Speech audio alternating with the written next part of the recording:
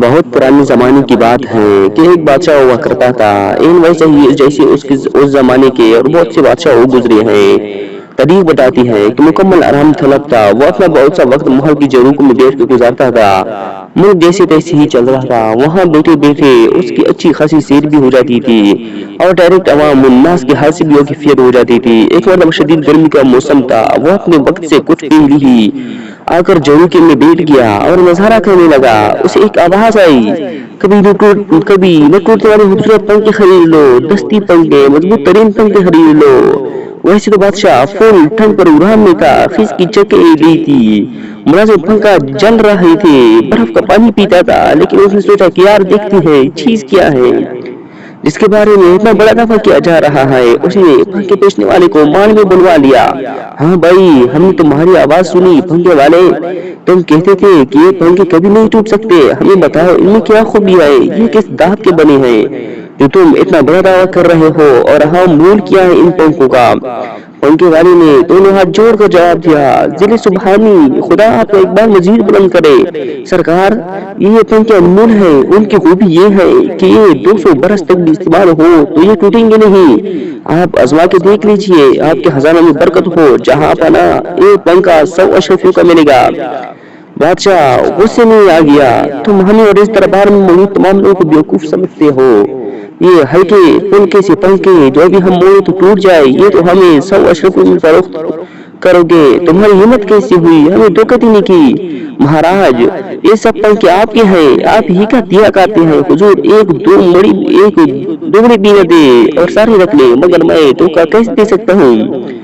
فصیل کے بعد سرائے کے ساتھ میری جھونپڑی ہے اور مرکزی بازار میں روز پھیرے لگا کے پنکھے بیچتا ہوں، جب کبھی شکایت ہو بلوا لیجیے عالم پناہ، سر کے بل غلام حاضر ہوگا۔ بادشاہ کو گیر سواری نہیں آ رہی تھی، لیکن بہرحال ٹرسٹ ٹول کو بن گیا تھا۔ اس نے 200 اشرفیہ دلوائے اور 2 پنکھے خرید لیے۔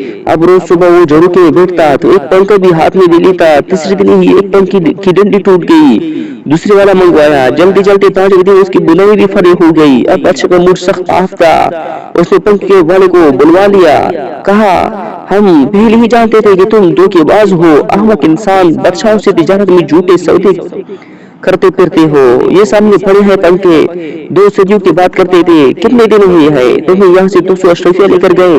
1 ہفتے سے بھی پہلے یہ دونوں پنکھے ٹوٹ چکے ہیں، تمہیں عطائے شاہی کا سامنا کرنا ہوگا بیمان شخص۔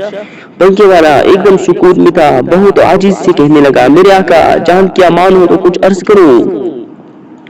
خدا گواہ ہے کہ شاہوں کی حضوری ہو یا فقیروں کا تکیہ، پنکھے والا کبھی جھوٹ نہیں بولے گا، کیا صرف اتنا پوچھنے کی جسارت کر سکتا ہوں مہابلی کہ آپ نے یہ پنکھے استعمال کیسے کیے؟ بادشاہ اور پت گیا، تم اب ہمیں پنکھے استعمال کرنے سے کہو گے؟ گونچو حد ہے، تم نے دربار کو مذاق سمجھا ہوا ہے۔ پنکھے والے نے بہت محنت سماجت کی تو بادشاہ نے ایک پنکھا اٹھایا اور جل کر اسے دکھایا۔ جب بادشاہ پنکھا جل رہا تھا تو پنکھے والے کے چہرے پر آسمانی سکون نظر آتا تھا۔ وہ اچانک بالکل مطمئن ہو گیا تھا، کہنے لگا، قبلہ عالم اب ساری بات سمجھ میں آ گئی، حضور کے دشمن نے پنکھا خراب طریقے سے استعمال کیا ہے۔ بادشاہ جھجھ ہو گیا، پہلو بدلا اور کہنے لگا کہ تم خود ہی بتا دو ٹھیک والا طریقہ کیا ہوگا۔ جواب ملا، سلطان ذیشان، آپ پنکھے کو مضبوطی سے پکڑیے اور اسے ہلائیے، ہرگز نہیں۔ پنکھا تھامے تھامے آپ اپنے سر کو دائیں بائیں ہلائیں گے، مجال ہے جو آپ کے پڑ پوتی بھی اسے استعمال نہ کرے۔ تو مہابلی کا سود میرے پنکھوں کا نہیں ہے، پنکھا صرف اس لیے ٹوٹا کہ میرے منہ میں خاک، سرکار درست طریقہ نہیں جانتے تھے، سرکار نے پھر وہی کیا جو کرنے کا حق تھا۔ سلطان نے اگلے 50 برس کوئی ہاتھ کے پنکھے بیچنے والا نظر نہیں آیا، لیکن اس کے بعد پھر آہستہ آہستہ وہی کہانی دہرائی جانے لگی۔